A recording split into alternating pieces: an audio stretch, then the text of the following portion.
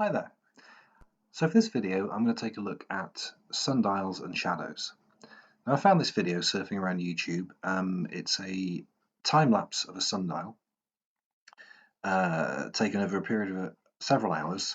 I'm just going to play a little bit now, and then we're going to go into a fair amount of depth, looking at exactly how that shadow moves and whether it supports a globe Earth or a flat Earth model.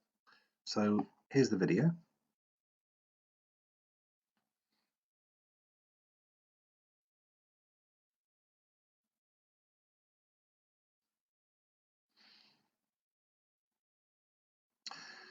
So this carries on, of course, and the shadow moves around and around like this.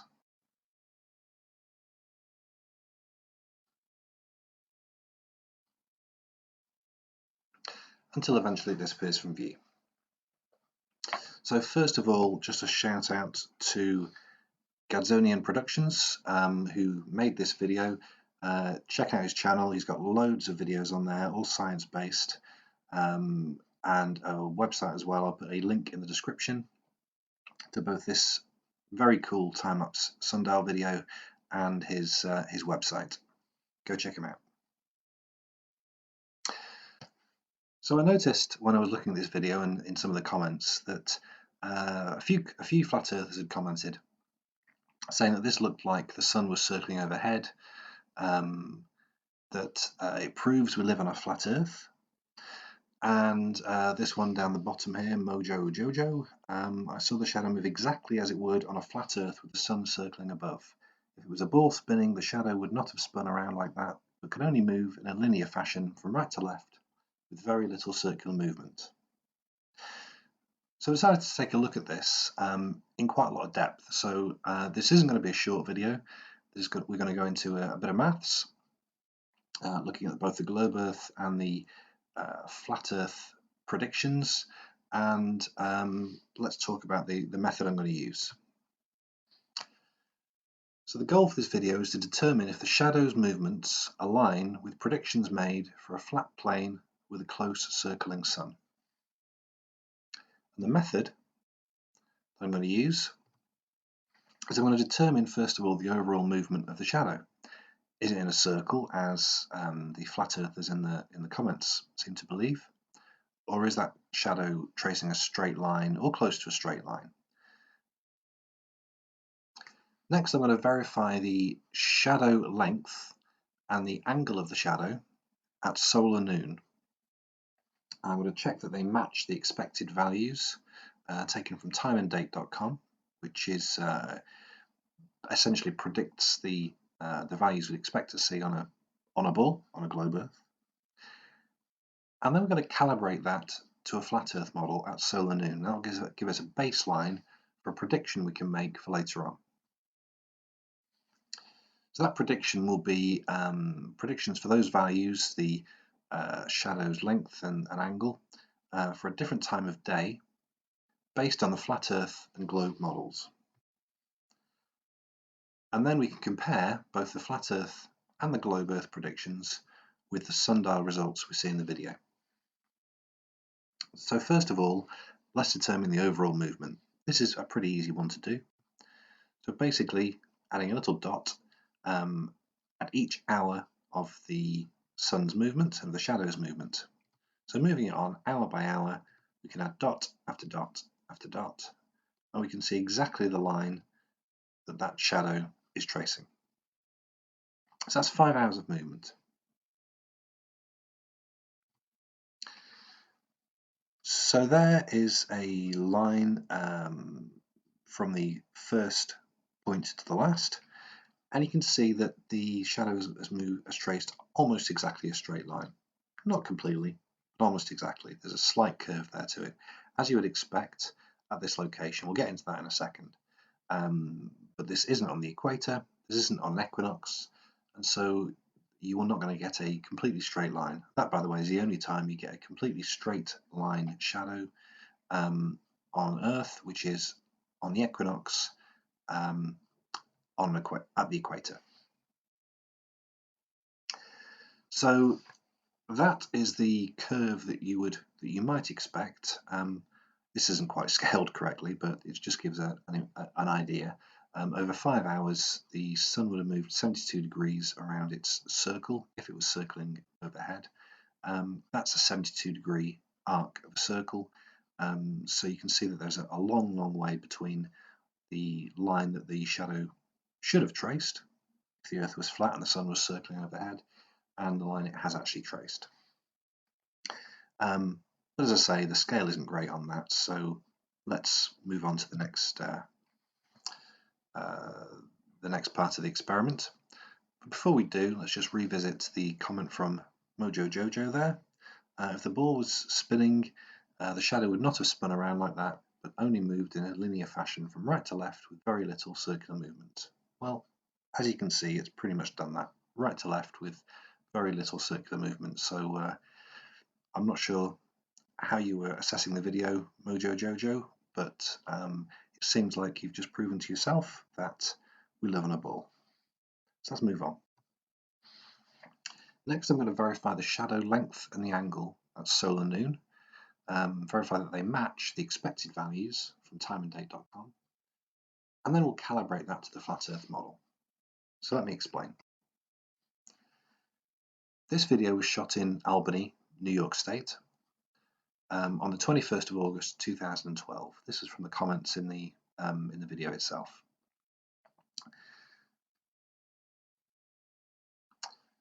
There's Albany, towards the east coast of United States, and it's situated at 42 degrees latitude north by 73 degrees longitude west. So we'll put those values on. So what we're going to do now is have a look at solar noon. Now this is a screen grab from timeanddate.com on that date, 21st of August 2012. We can see that solar noon was at 12:58 on that day. Now bear in mind that this is local time. 12:58 is solar noon in daylight savings time in Albany at that time of year. And there we can see in the comments of the video where the poster had said, I actually changed the clock in this video back 1 hour to account for the fact we're in daylight savings time when this was filmed. So although it was 12:58, the clock in the video will say 11:58 for solar noon. And we can see there that at solar noon, the bearing of the sun is 180 degrees south. So it's pointing, so the shadow should be pointing exactly due north. So here we are at 11:58 according to the clock, and that's the way the shadow is pointing, exactly due north. Now, the guy who made the video had added an arrow with north on there. He did say in the comments that he'd used a compass to set that direction, that northerly bearing, and I've since confirmed that with him directly. He said yes, he did use a compass, so that will be pointing to magnetic north, not true north. So that explains the difference in these angles. We can just check that out with Google Earth. So Albany is down here, magnetic north is here, true north is here, and we can see this angle between the two. And that angle is very, very close to this angle here that we get between the arrow in the drawn on the pavement and this direction of the shadow. It's about an 8-degree angle. If we overlay one on the other, then you can see they're very, very similar. Not exactly the same, but then that's accounting for the terrain and the angle of the video. So I think we can safely assume that the angle in that video is in fact, or the shadow in the video, excuse me, is in fact pointing directly to true north. So now that we know that, let's look at the globe Earth prediction on timeanddate.com of the altitude of the sun. So the sun should be at 59 degrees in the sky. So we can model this. There's our gnomon, the stick. Here's the sun shining its rays down like that and creating a shadow on the ground. Now if the angle of the sun over the horizon is 59 degrees, then this angle here will also be 59 degrees. So what we're going to do now is work out the proportion of the height of the gnomon, the stick, to the shadow, and then compare it to the video and see if they match. So we don't know the height of the stick. We're going to assign it a value of 1, because we're only looking at the proportion, and the shadow will be represented by S. So this, of course, is a right-angled triangle. We have an angle here. We have the shadow length here, which is the adjacent side, and the height of the stick, which is the opposite side to the angle. So we're going to use tangent. So solar noon, tangent of 59 degrees is opposite over adjacent, 1 over S. Rearranging that equation, that gives us a value of S of 1 over tangent 59. So S equals 0.6 when you work that out. And that means that that's 60% of the gnomon height. So now we can check this against the video. Now I've taken a screen grab, I put it into Adobe Illustrator and took some measurements. These obviously aren't the actual measurements of the height of the stick or the shadow, but they're the measurements that came directly from the screen grab in my graphics editing program of 126 millimeters by 76 millimeters. So when you divide one by the other, multiply by 100, we get a value of 59%. So we can see that at this altitude of 59 degrees, the expected calculated shadow gnomon proportion was 60%, and the value we got from the video was 59%. And due to rounding and the fact that we don't know exactly where in Albany the video was shot, I think that's pretty good. That's close enough. Within 1 degree, that's an acceptable margin of error. So we can safely say that the video matches what we would predict on a globe according to timeanddate.com. But of course this could work at this one specific measurement could work on a flat plane if the sun was close and at a specific height. So now let's calculate the height of the flat Earth sun at solar noon. And this is then going to serve as a baseline for later on when we turn time forward and make some predictions based on these values. So first of all, we need to determine exactly where the sun is on our flat Earth. Here's Albany at 42 degrees north, and I need to find a spot, find out where the sun is. Now, it's down here somewhere, we know that because it's shining due north and casting a shadow in a northerly direction. So it must be south of Albany. On the flat Earth model, the sun is close and circling, and it will circle around like this during the day, making 1 revolution every 24 hours.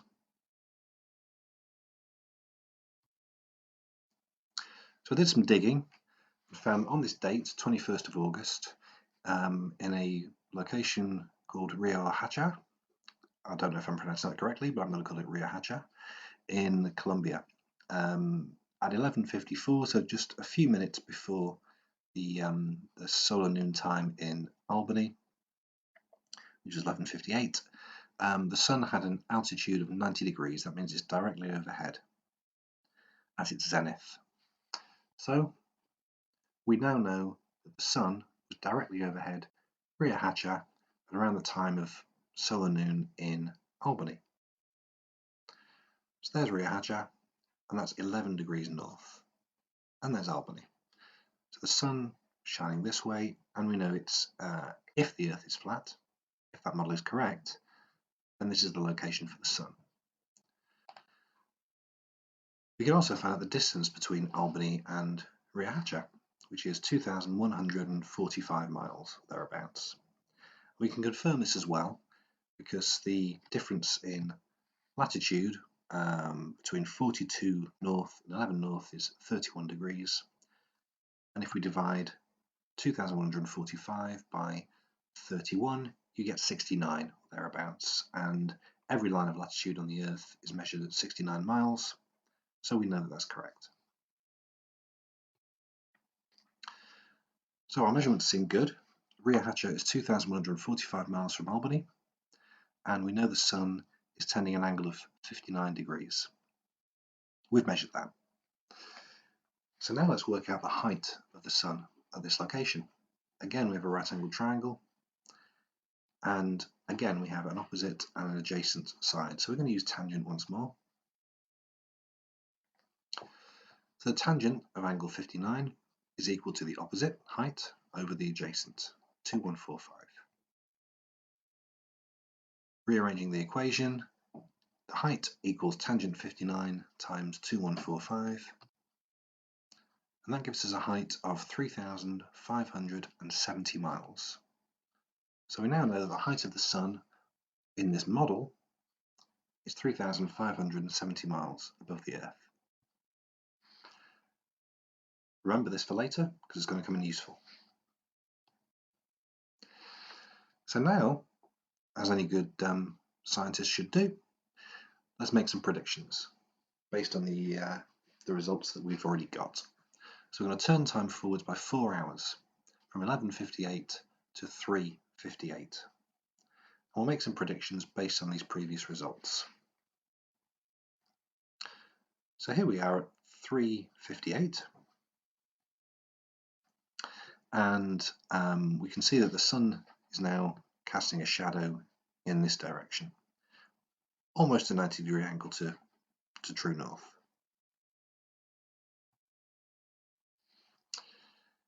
At this time of day, bear in mind again, daylight savings time is in effect in Albany, but not Rio Hacha. So we have a time of 4:58 on here. It's the same as 3:58 in the video. So at this time we have an altitude of the sun, or an angle of the sun, of 30 degrees. So let's do that same calculation again and see how it comes out, and then we can compare with the result from the video.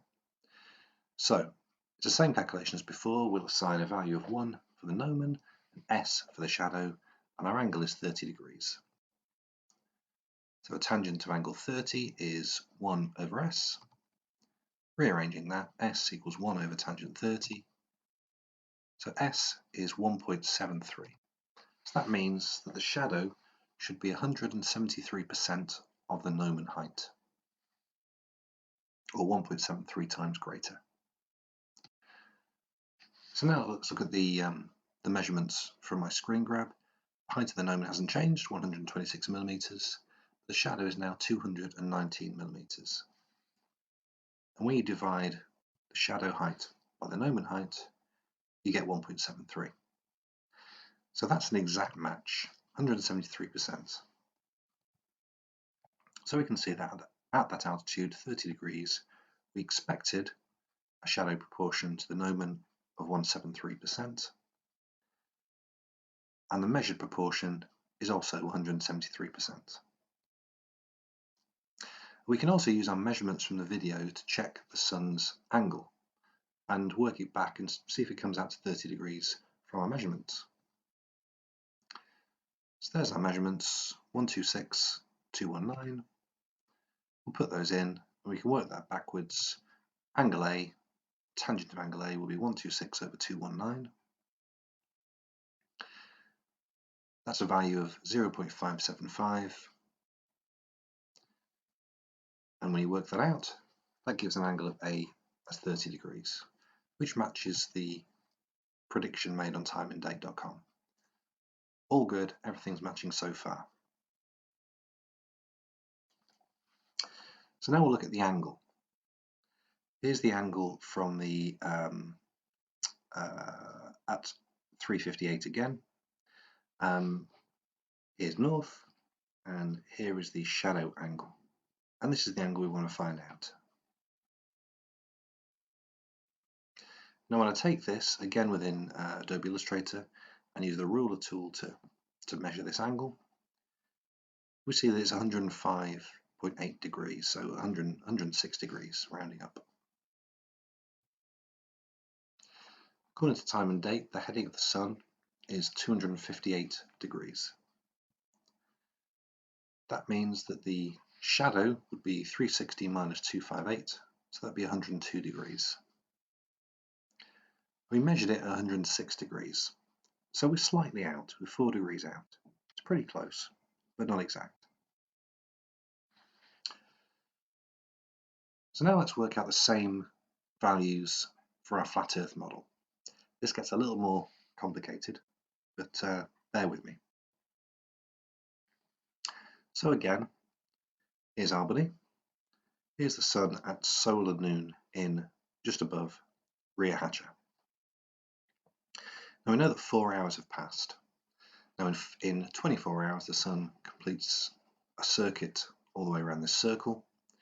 So in 4 hours it will have travelled 360 degrees divided by 24 times 4, and that's 60 degrees.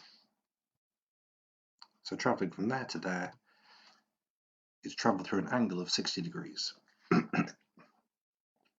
Now drawing this out as a triangle, we can see that because this angle is 60 degrees, and because these are 2 points that connected to the middle of a circle, then this has to be an equilateral triangle. So 3 angles 60 degrees and 3 sides all the same.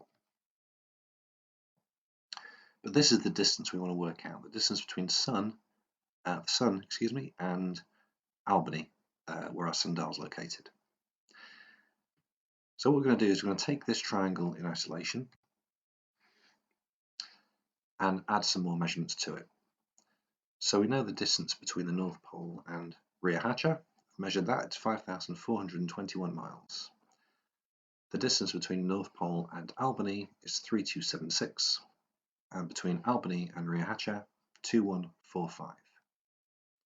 So we have a lot of information there, almost enough to get the distance from the sun to Albany. The next thing we're going to do is calculate this distance here, the actual height of the triangle. This will be the same from here to here, or from here to here, because it's equilateral. There's a simple formula to calculate the height of an equilateral triangle, which is the width of the base divided by 2 multiplied by the square root of 3. And when you work that out, you get a value of 4,694.7 miles. So now we have all the information we need. Now, I could at this point split this up into separate right angle triangles and work out hypotenuses and so on, but I'm not going to bother doing that because there is an online calculator solving tool which is really cool. I'll link in the description. If we take this part of the triangle, there's Albany and there's the top of our triangle, then we can plot these coordinates into this coordinate tool online, and it will solve the triangle for us. So basically I've just plotted in the 3 points of the triangle, it's resolved it for us here, and we can see there that the distance that we're looking at between the sun and Albany is 4,728 miles. So now we have our distance, that's great. So now we should be able to work out the angular height of the sun. We do that again with a little bit of trigonometry, tangent once more. So here's Albany. We've worked out the distance between Albany and the sun, which is 4,728 miles. Remember the sun height from earlier on at 3,570 miles. And we can work out this angle. Once again, we'll use tangent, which is opposite over adjacent. And when you plug in the numbers, you work out that the tangent of this angle is 0.7551, which makes the angle of A 37 degrees. So in our flat Earth model, the sun, after it's travelled for 4 hours, would be at an angular height of 37 degrees with the horizon. However, the angle on timeanddate.com and the angle that we worked out was 30 degrees. So we expected 30 degrees, but we calculated it at 37. That's a variance of 23%. That's really quite large. It's well outside the acceptable margin for error. So at the moment, things aren't looking that great for flat Earth. But let's see how the sun's angle works out. So once again, here's our observer in Albany, here's north, and here's the angle, the direction to the sun. So this is the angle we're trying to work out. Once again, we have our triangle. Once again, we have some known values between these points. And so, again, I've plotted these points into this triangle solver. And it's given us an angle here, angle A, 83.132 degrees. So 83 degrees. Now, if this angle is 83 degrees, then it stands to reason that the sun shining this way along this straight line path would cast a shadow at 97-degree angle to true north. This flat line will be 180 degrees. 180 minus 83 is 97. So that's what it looks like when you plot out a 97-degree angle onto our screen grab. As you can see, it's quite a lot smaller than the actual angle that we see tended by the sun. Now, the only issue here, and this is why both measurements could be out, is that you can see this isn't exactly a completely flat surface. This road has a bit of a curve to it, or a camber, so it's difficult to know if these shadows are accurate. Also, we're at a side-on angle, so there's the issue, a slight issue of perspective as well. In any case, on our flat Earth model, we expected a shadow angle of 102 degrees on time and date, but we calculated the shadow angle at 97 degrees. That was closer than the previous result, but finally, let's look at the shadow length. So once again, we calculated our sun angle at 36 degrees on our flat Earth model. And giving the gnomon a height of 1, let's work out S, the shadow length. So again, it's tangent. Tangent of 36 is 1 over S. Rearranging that, S equals 1 over tangent 36. So S equals 1.38, or a value of 138% of the gnomon height. However, we measured the shadow gnomon proportion at 173 degrees. Sorry, 173%. But we've just calculated it at 138%. That's a huge difference. So let's review what we've done. First, we looked to verify that the shadow position and length of solar noon match expected values. As we saw, the shadow's position, its direction to true north, matched the expected value that we saw on Google Earth. And the shadow's proportion to the gnomon, we expected a value of 60% and we measured it at 59%. So that was close enough to be sure that the video matched our expectations. Then we created a prediction for a different time of day, 4:58 local time, 3:58 on the clock on the video, based on the flat Earth model. So our flat Earth predictions, based on pure maths, were a shadow bearing at 97 degrees, a sun altitude of 37 degrees, and a proportion of the shadow to the gnomon at 138%. Our globe predictions came out at 102 degrees, a sun altitude of 30 degrees, and a shadow proportion to the gnomon of 173%. And the measurements we took directly from the sundial video were 106 degrees for the shadow bearing, 30 degrees for the sun altitude, and 173 degrees for the proportion. So for these first two, flat Earth prediction, well, that was quite a long way off the value we measured. We measured 106. We were 9 degrees out with the flat Earth prediction. The globe prediction was closer at 102 degrees, but it's likely that that was the accurate one, and that both the measurement and the flat Earth prediction were out, possibly due to the uneven surface of the road.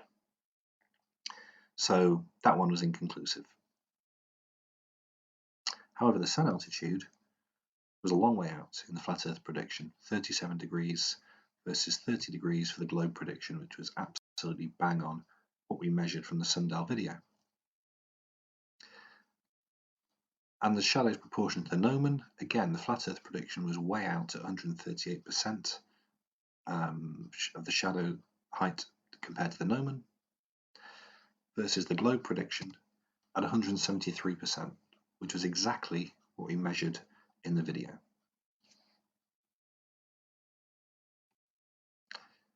So in conclusion, although this hasn't been 100% conclusive, and no experiment really is, this experiment strongly suggests that the globe model is able to predict the sundial shadow patterns far more accurately than the flat Earth model.